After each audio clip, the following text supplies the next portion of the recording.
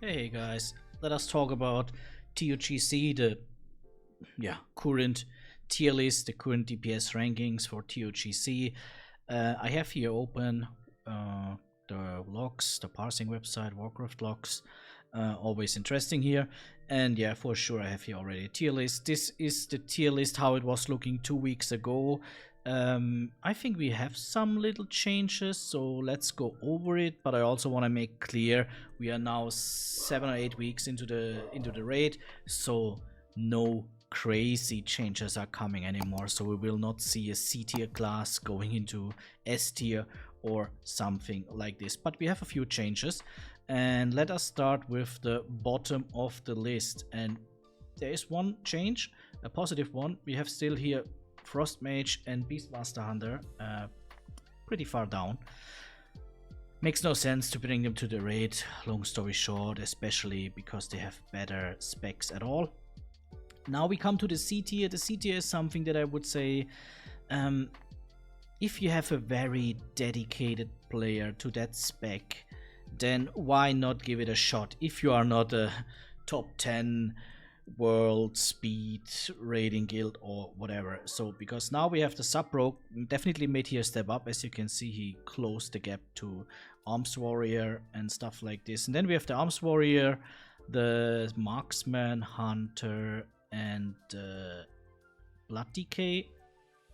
These are completing the C tier. Like you see, the only change is that sub-rogue made here a good step up. I'm not sure why. And also, if you see there, sub-rogue, I mean, the amount of parses is so small that you see that really only dedicated players or players that don't give a, are going for it. But apart from this, they are definitely made a step up.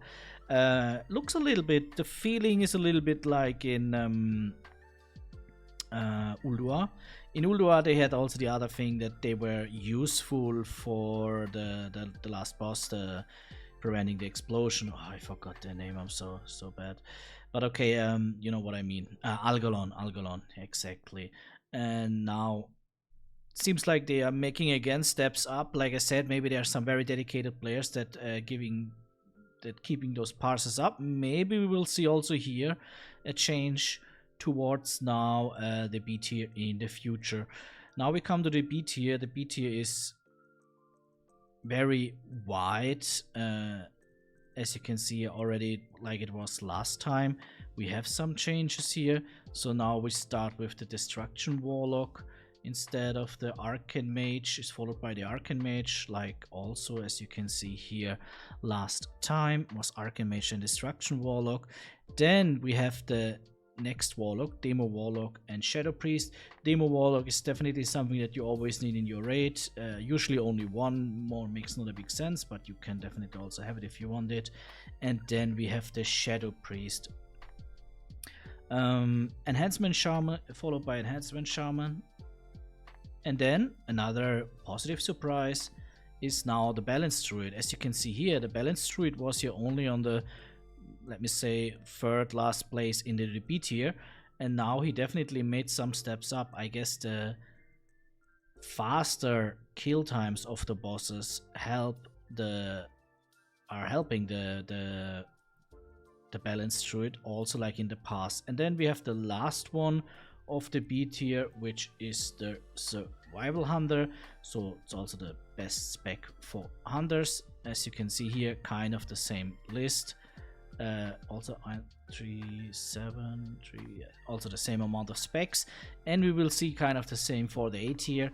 It will be the same specs like last time. I think there are only 1 or 2 positions changed, so let's go quick over it. Maybe let us also see the amount of parses, which is here interesting. Destruction Warlock is barely played. Why? Because it makes not a lot of sense. You have a Demo Warlock, usually, like I said, one in the raid. Maybe you have another one that can play that spec, because if the other Demo Warlock has no time, you need one because of the buff.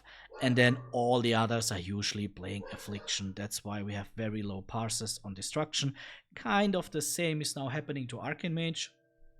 Arcane Mage is liked by many people, but Fire Mage is so much better that you see here is the most played spec into the game right now.